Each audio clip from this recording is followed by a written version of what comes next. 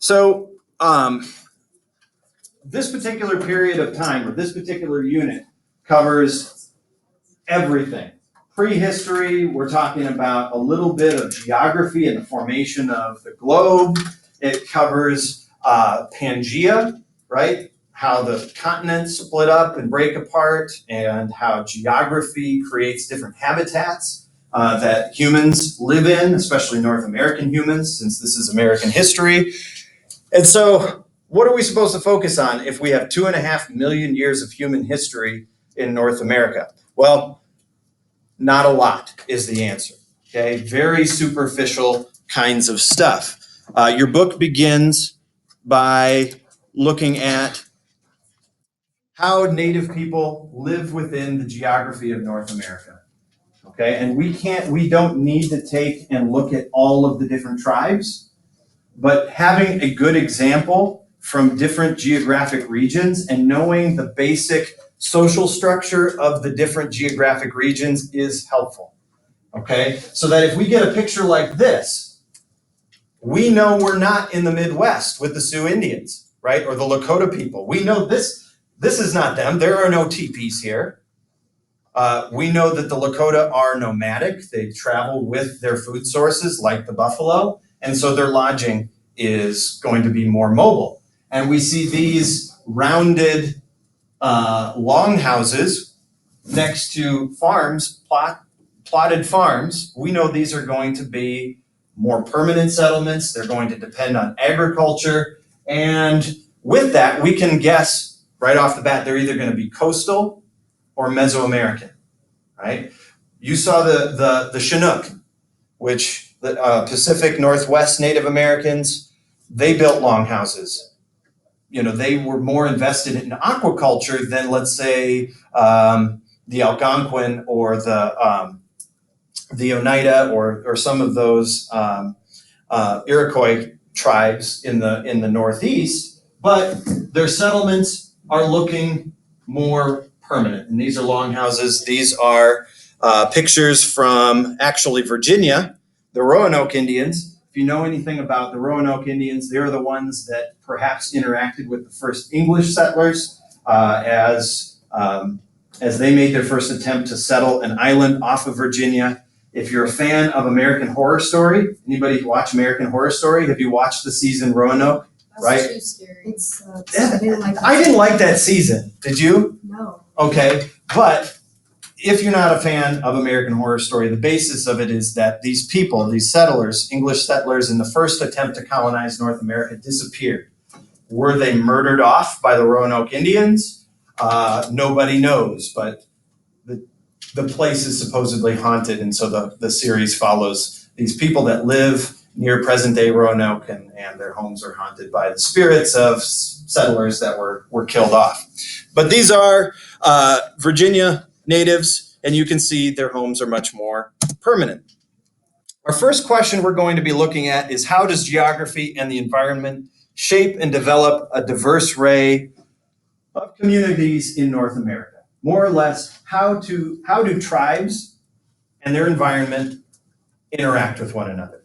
And anybody that's watched any kind of Native American folklore like Pocahontas, we know that Native Americans had to live within their environments.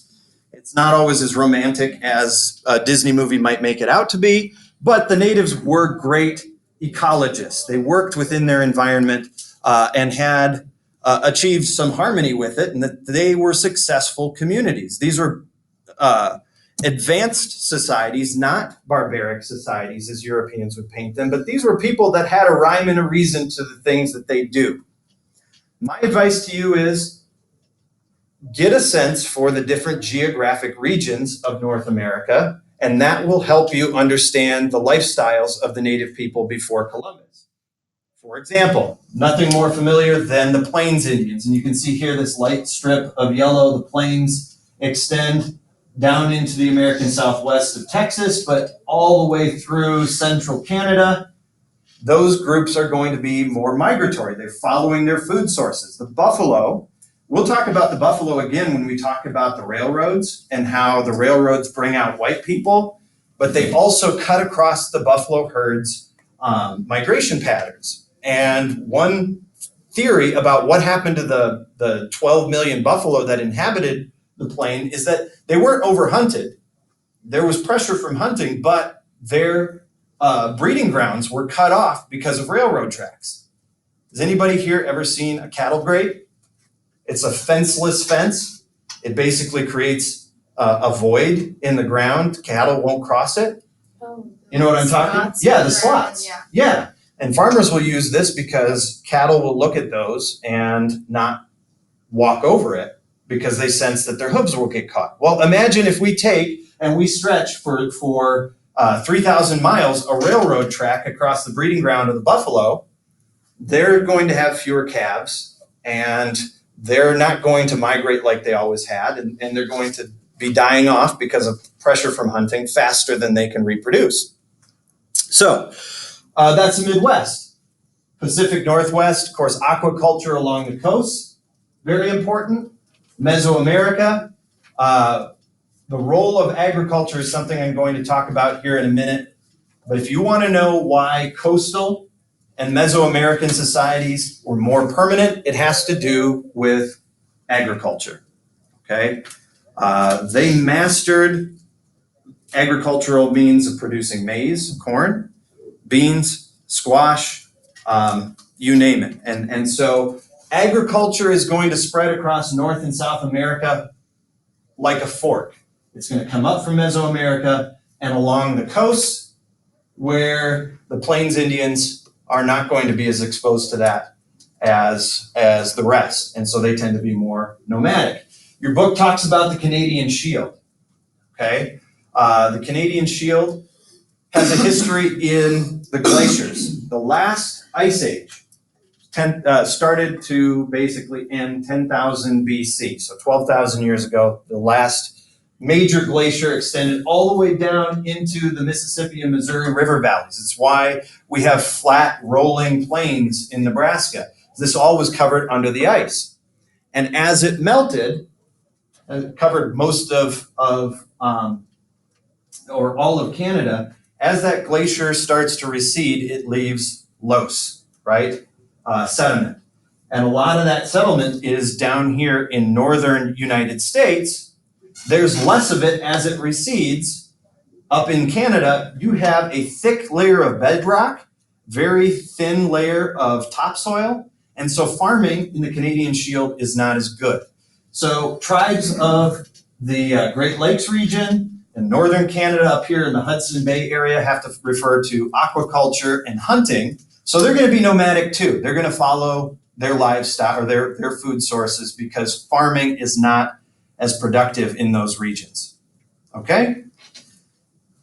Speaking of the last ice age, one thing we all need to be aware of, I hope you've been exposed to this, is the idea that the ancestors of the Native American people probably came from Asia, right? In the last ice age, water is locked up in glaciers as opposed to out in the ocean. So sea levels are much lower.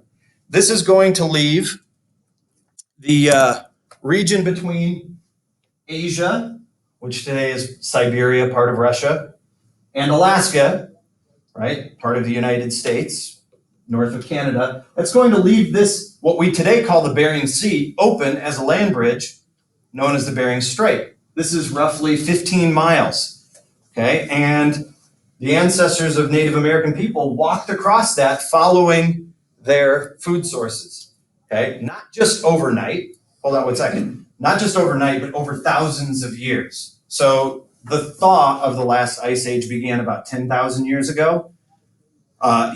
Passage through this land bridge area is going to be about 2,000 to 3,000 years before people are actually coming down into what today is the United States. How do we know that? Teeth, okay? Sinden teeth is a form of archaeology, looks at teeth. The teeth and jaw structures of the Inuit people, think about Eskimos, are nearly identical to the teeth and dental structures of the ancestors of people that lived in Siberia. And if you look at Native American, Inuit people, you would say they have some Asian features in their face. Yes? How wide is the land bridge? It's not terribly wide. I mean, we're looking at about maybe 100 miles in width, but the distance from Siberia to Alaska is maybe 15 miles. Do you know who Sarah Palin is? She ran as John McCain's vice presidential candidate back in 2008. And she loved to, I'm a hockey mom. She was from Alaska. She was the governor of Alaska. And she claimed to be a hockey mom who could see Russia from her house, right? So in dark nights in Alaska, sometimes you can see the lights of settlements in Siberia from the mainland. Yeah, so it's not that far. Yeah. And if you're a fan of Deadliest Catch, that's exactly where they're fishing. Yeah. Here's a little story for you. When I was looking for my first job, I had a job interview teaching on an island in the Bering Sea called Savunga, Alaska. It's the walrus capital of the world, and it's an Inuit village. I ended up coming to Crofton, Nebraska, because I guess I'm not much of a gambler. I was like, job security or life on an island in the middle of the Bering Sea. I went with right? Looking back at it. Maybe just go for like a year. Well, if you're thinking about education, right, and you want zero student debt, they will pay off your student loans in 3 years if you go and work there. And they fly you out during spring break and winter break so that you can go and like decompress, because life on an Alaskan island can get pretty solitary, and they have high rates of suicide amongst the kids there, because you know, in the winter you've got 24 hours of darkness, and in the summer you've got 24 hours of daytime, which screws with your sleeping habits. That sounds like heaven, just solitary 24 hours of darkness. There you go. I would love that. There you go. I would But- just sit in bed, like pizza, just watch Netflix like that. Well, no. See, here's the thing though. No Netflix. I mean, internet access is pretty limited, right? But you can find yourself a nice Inuit gentleman who will teach you how to walrus hunt, because they are still allowed to hunt walrus and polar bear, right? What? They have polar bears at school. There's like That's, well, it's part of their tribal rights. Yeah.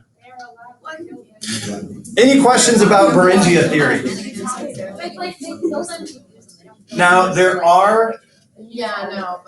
are contradictions to Beringia theory. There have been settlements located in South America that predate the land bridge theory, and it's like, okay, well, maybe humans came to North America via multiple paths, right? Perhaps Polynesian people moved, like, think about like Mulan, moved across the ocean a whole lot earlier than we give them credit for.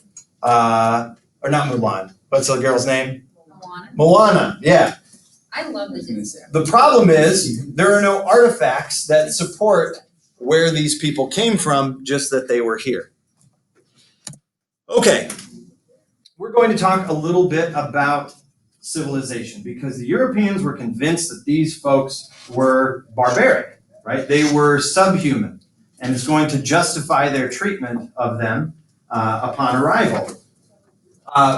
But we take a step back and look at this from a anthropology standpoint, and we can see that Native American people that interacted with the Spaniards and across the continent were highly sophisticated. Their lives were developed by their interaction with nature. They weren't subhuman, they were just different, right? They highly skilled artisans, highly skilled in their agricultural practices. They had a sophisticated culture, sense of religious values, everything that defines culture, they had it, just very different from Europeans, okay? So we're gonna start with probably the most advanced meaning populated, not necessarily sophisticated, and that is the people of Mesoamerica, okay? Think about Mexico, Central America, and northern parts of South America. These civilizations had built cities that were much larger than European cities. Okay, Tenochtitlan, you'll read about that. That's the capital of the Aztec Empire. That's like Tenochtitlan, yeah. I thought it was like No, wait. Tenochtitlan. Tenochtitlan. Well, you can go and visit Tenochtitlan by visiting Mexico City. current day Mexico City is built on top of the ancient Aztec capital. They had 200,000 plus residents in this capital city, which far surpassed Paris and London in the 15th century. How did they do that? Well, as we saw with our assignment this last week, for you to be a stationary, sedentary society, you have to have resources. Since Tenochtitlan is in the middle of the desert, they needed some kind of food stability through agriculture. Corn would be that staff of life, right, for the Aztec people. And that resource, that skill set of farming corn is going to spread northward into the American Southwest first, which is why we see civilizations or tribes like the Pueblo living in permanent mud adobes and able to survive life in the Sonoran Desert without a problem. I would love to try. Yeah. Right? Okay. A quick note about taking notes. All right. I will post this PowerPoint to the Google Classroom. I've got the recording that's going to take place. I don't like stopping and waiting for everybody to write every single word.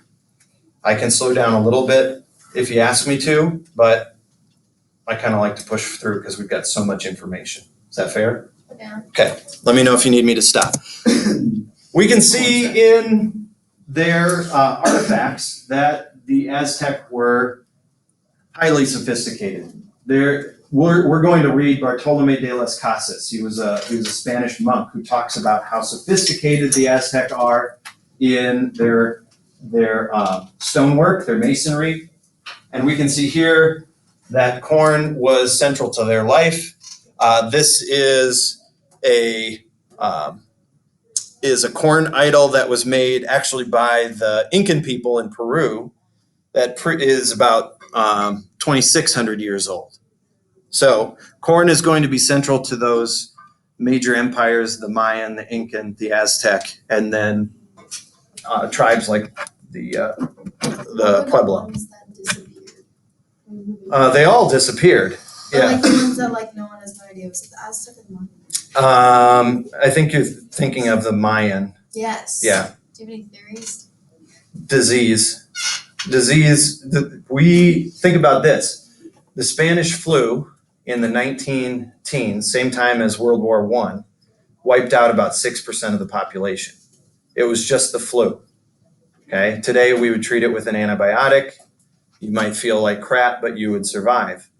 I think that primitive people, they could thrive, they could build enormous societies, but you get to a certain point where the population is large and you have a disease that can't be stopped and it will wipe them out. And that's what's going to happen to the Aztec. It's not just white Spanish oppression. The Spaniards are going to come in and kill hundreds of thousands of Aztec in warfare. But what wipes out the 2 million Aztec is not swords, it's smallpox. Okay? So again, these ancient South American civilizations like the Incans and the Mayans predate the Aztec. But do we need to study, or should we be studying South American history as part of American history? Well, if we want to stay on task and we want to tailor our class to the test, the answer to that question is no. All right. Just recognize that these enormous, very sophisticated civilizations existed long before Christopher Columbus got lost trying to find a way to India.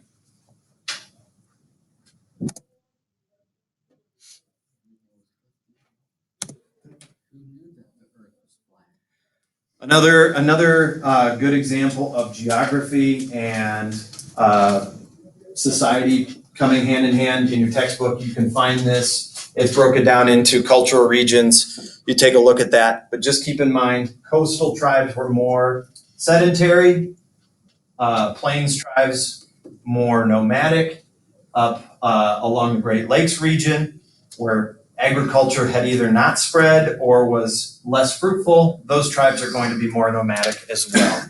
But the early nations that Europeans come in contact with are stationary, right? They have benefited from a major agricultural revolution.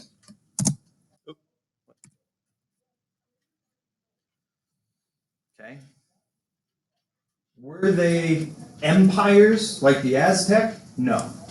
Were they nation states like the Spanish? No.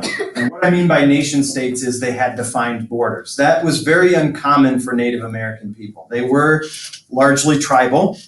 We do see some confederacies or organizations of alliances with some Native American tribes. One of the tribes we're going to have to become familiar with are the Iroquois.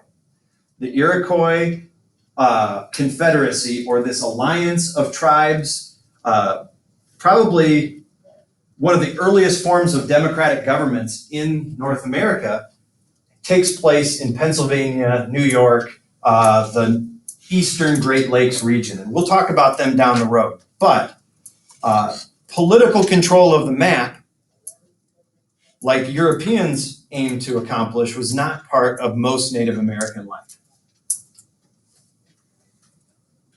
There are some exceptions, okay? And it's always good to pay attention to exceptions when you're studying for APUSH, because when you're writing or when you're answering questions, oftentimes they throw those exceptions in there to see how deep your knowledge is. Or if you're trying to make a point, you can show how sophisticated your knowledge is by pointing out an exception.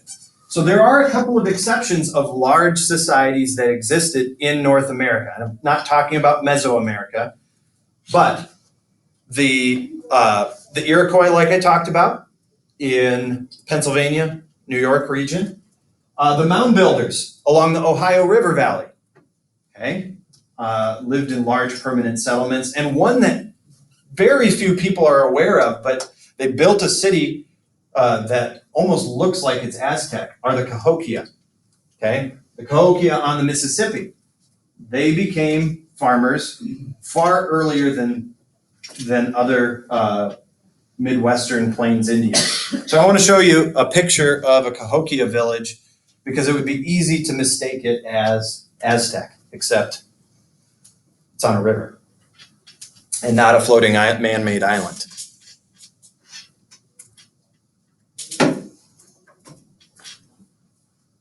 We good? Okay. Let's see here. Here's Cahokia. And so if you ever are faced with a primary source and it references Cahokia, or it gives you a big, what almost looks like an Aztec village, but it mentions that it's along the Mississippi, APUSH, the College Board, will give you hints, right? They will give you information that challenges your primary instinct. Go, oh, well, that looks like it's Incan or Mayan or whatever, but we've got this river system. This is the Mississippi, and it might have like a caption that says Cahokia. Well, they're looking to see if you studied these exceptions to the norm that most Native American societies didn't live in large permanent settlements. Fair enough?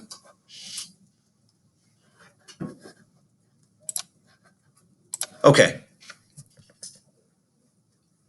So how did most of these other tribes that were not enormous like the Aztec or the Cahokia or the mound builders of the Ohio live?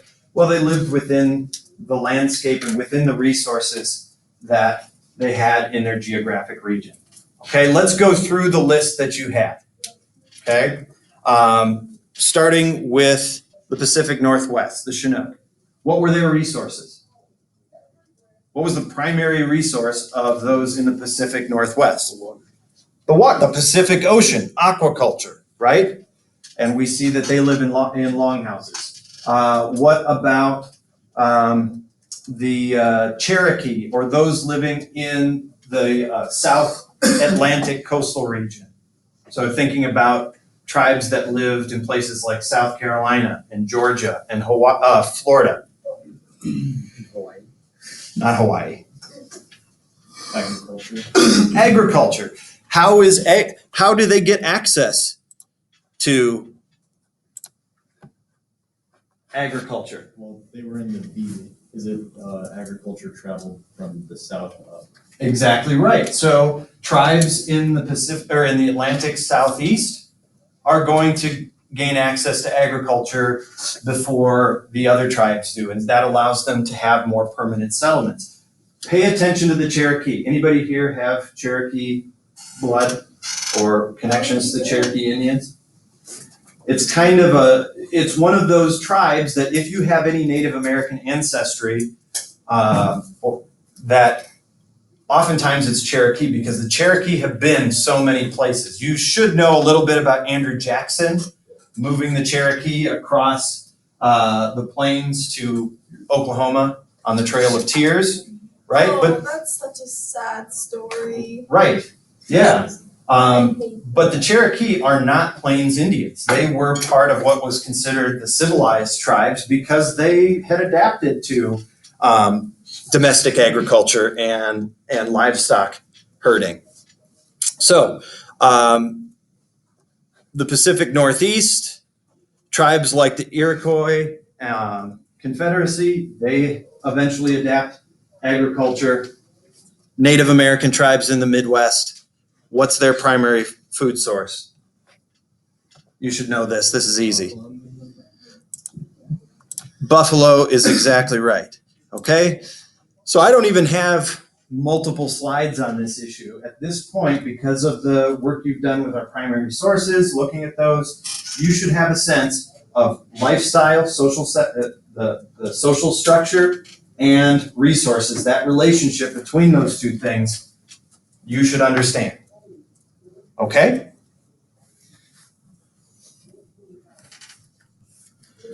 Well, how about the other guys?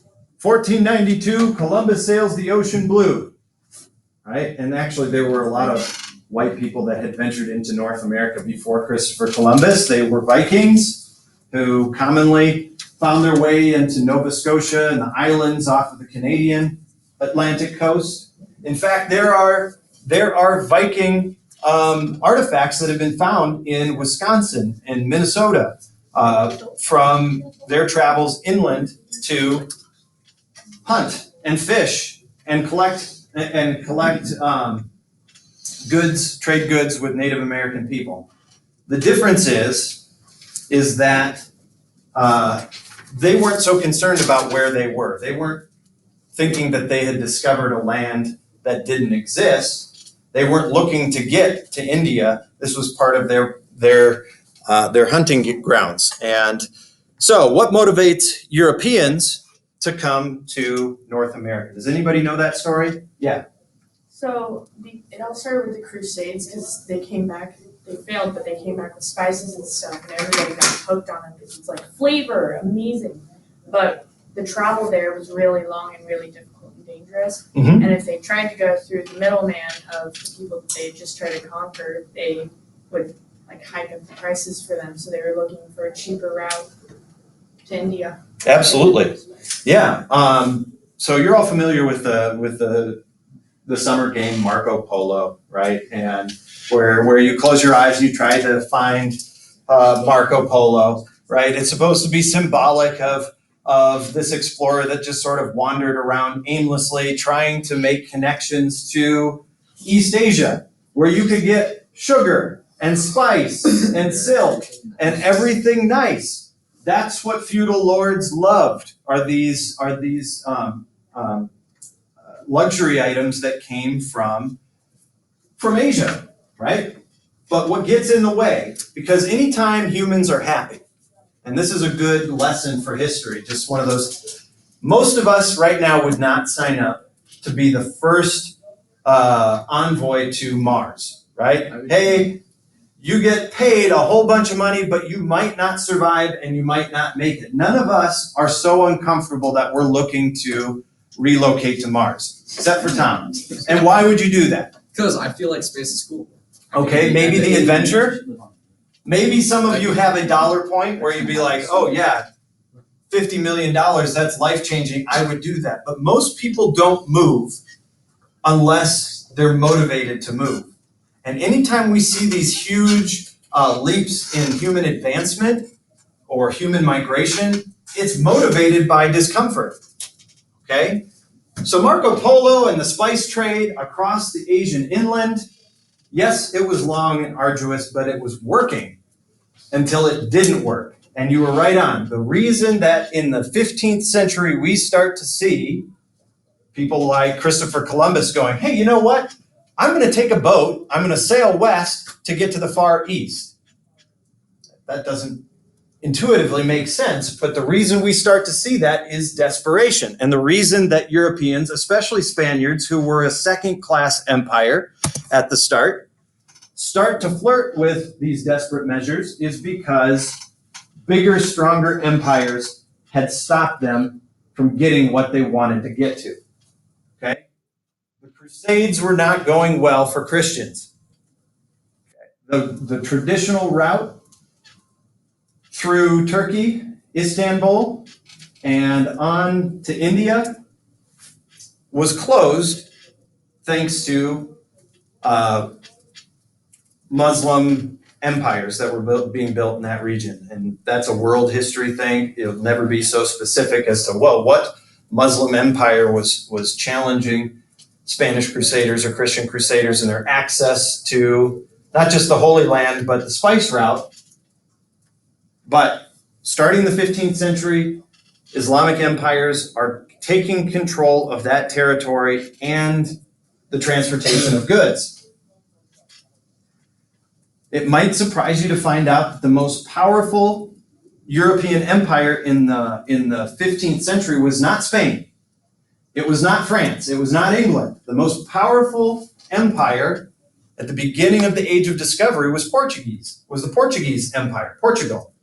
Okay? And if you can picture, I'll come back to this.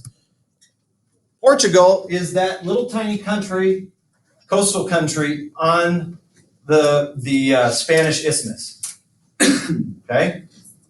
Spanish Peninsula, right?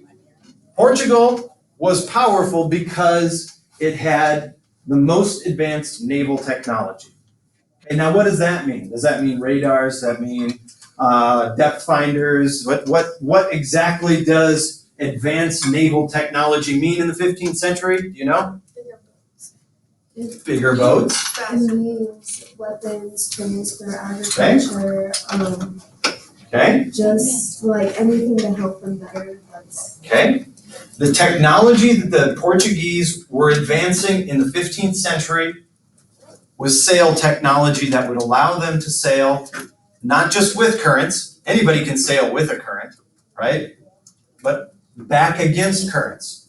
Sails that would allow people to sail not just with the wind, but with crosswinds, and to come across the main wind with a crosswind to sail back home.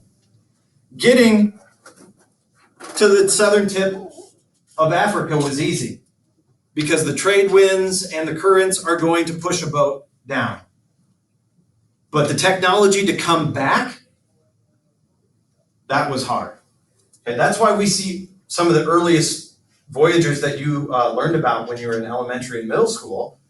They didn't have any other choice but to sail around the world because they couldn't come back across the currents and across the wind, the prevailing trade breezes. So Portugal starts to develop these technologies that will allow them to master the currents of wind and water first, which means Portugal starts colonizing the coast of Africa first, which means Portugal is the first European country to delve into the African slave trade. Now, the slave trade in Africa existed before Europeans. Slaves taken by Muslim empires, the black Muslim empires in Africa had been traded long before the Portuguese, but they exploit that. And the one source of wealth that the Portuguese find outside of slaves is what those slaves can do on islands like the Canary Islands, which is to cultivate sugar. Now think about all the stuff we have that we eat that has sugar in it, right? Sugar is a part of our lives. It hasn't always been that way. If you want to know why we have an obesity problem, it's because for the first 200,000 years of human history, we had very limited access to sugar. All right, so that's how fast this class goes when I'm giving notes. We'll come back, we'll wrap this up tomorrow, with the Columbian exchange. Wait, you guys are in that.